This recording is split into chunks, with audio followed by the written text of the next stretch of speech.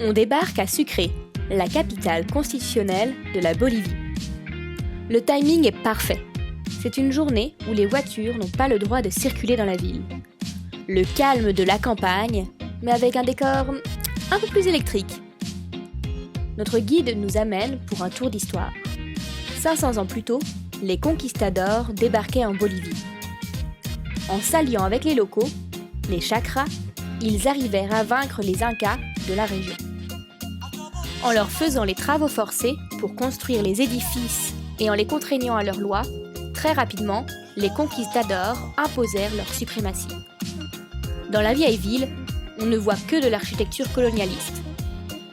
La ville est dotée de nombreux bâtiments religieux, démontrant son omniprésence dans cette volonté de convertir les indigènes au christianisme. La magnifique ville de Sucre porte l'empreinte d'un passé colonial imposant, ce qui n'atténue en rien la splendeur remarquable de cette région.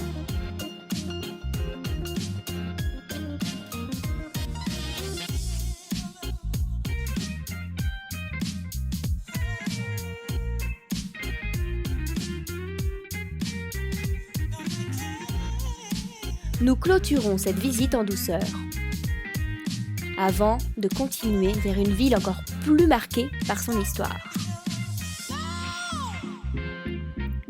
Nous arrivons à Potosí, perché à 4000 mètres d'altitude.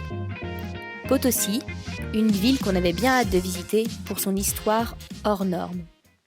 Au XVIIe siècle, c'était la ville la plus prospère au monde. Elle était même plus peuplée que Paris ou Londres. Elle exerça également une influence durable sur le développement de l'architecture dans la région centrale des Andes. Et sa grandeur a été possible grâce à cette montagne qui fait face à la ville. Elle renfermait le plus grand gisement d'argent du monde, rendant Potosí le principal fournisseur d'argent de l'Espagne à l'époque coloniale. Après 2 siècles d'opulence et d'excès en tout genre, la mine fut asséchée et Potosí déclina en quelques années.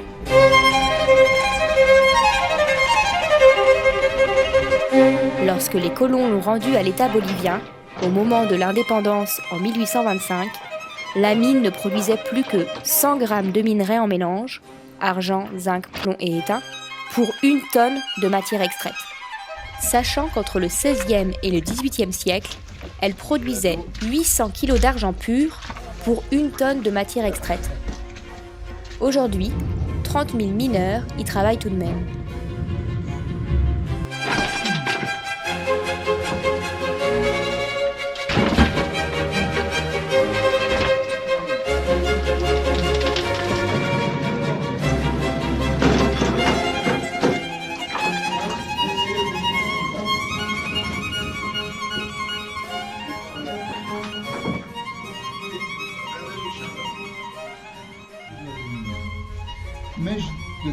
Willy est un ancien mineur qui a commencé à l'âge de 12 ans, comme ça se faisait à l'époque. À la mort de son grand-père, il a décidé de retourner à l'université pour apprendre le métier de guide. Et le français, il l'a appris en autodidacte. Il nous fait un petit tuto dynamitage. A juste 1 mètre de longueur, c'est pas 1 mètre one. Mais regarde, il est arrivé jusqu'ici. Et avec 1 mètre one, sur moi la mèche va arriver ici, n'est-ce pas? Alors on a déjà comme ça. Alors on a une dynamite sur moi ici, une 12e ici, une 3e ici, et après les 12. 3.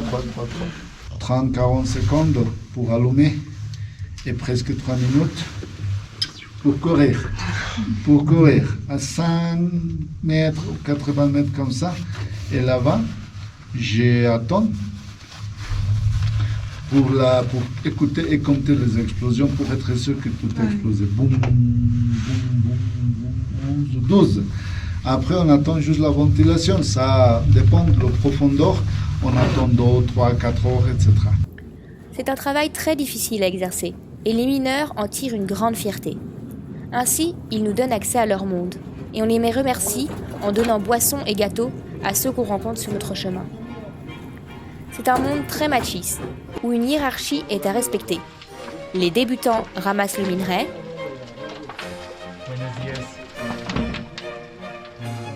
Après quelques années, ils deviennent pousseurs de chariots,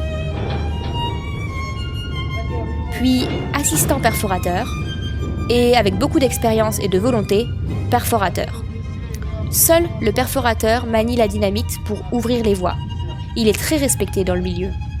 Et enfin, s'ils survivent au-delà de 45 ans, ils deviennent chefs d'équipe.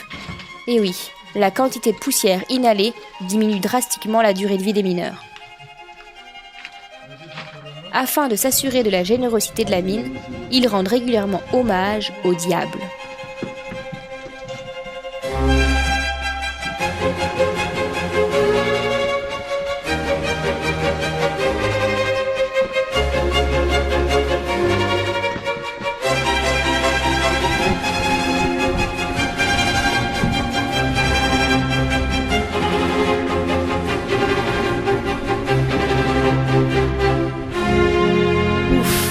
Et dire qu'ils y passent 8 heures de leur journée.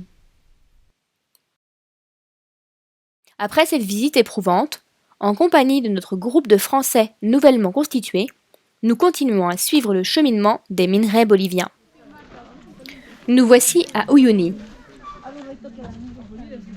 Cette ligne juste ici relie toutes les mines de Bolivie jusqu'au port du Chili pour aller vendre tous les minerais aux pays européens et au Japon par exemple. À la sortie de la ville subsiste le cimetière de plusieurs trains du 19e siècle. Hugues me donne un aperçu de l'activité de l'époque. Allez, on va vendre le minerai. Fais chauffer le charbon.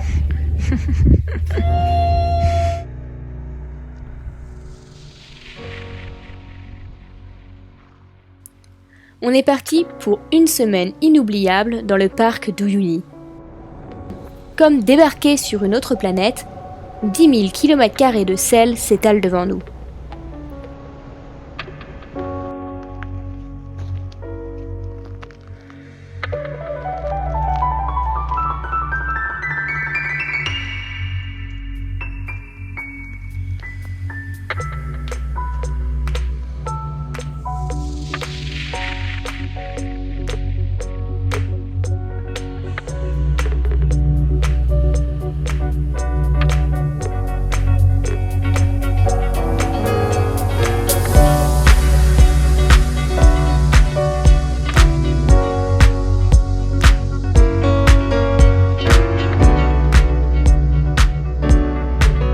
Tout au long de notre parcours, des structures de sel apparaissent.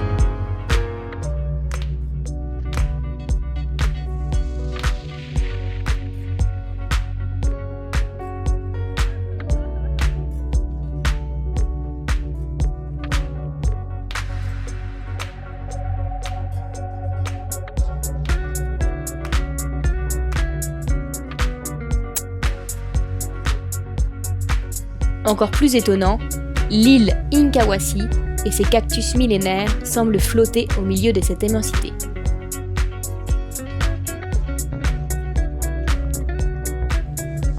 Ils doivent combien d'années ces cactus dans le mètre? Ils doivent faire combien de mètres ce cactus à peu près? 10 mètres? Il fait au moins 10 mètres.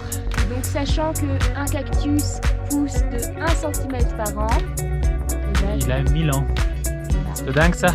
1000 ans. 1000 ans et Et il n'a pas été détruit par l'homme. Et toutes ses épines.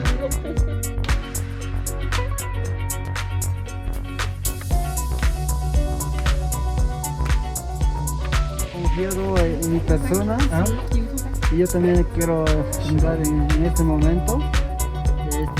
Notre guide Edwin connaît bien les Français. Un délicieux moment s'accompagne toujours d'un petit apéritif. Confiado en mi persona. Allez, chin.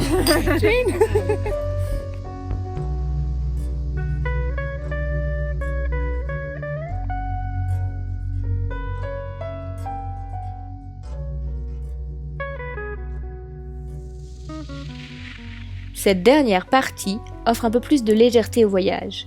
Et la route ne fait que commencer pour ces 5 prochains jours dans ce parc gigantesque.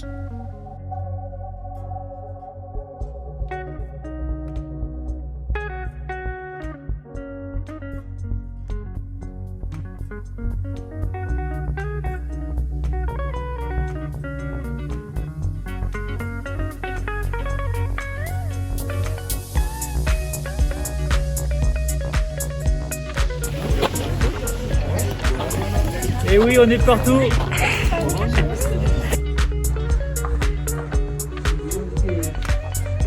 Petit lit pour t'asseoir, chambre de sel. Une chambre de sel, c'est pas fou ça? Tout est en sel? Tout est en sel!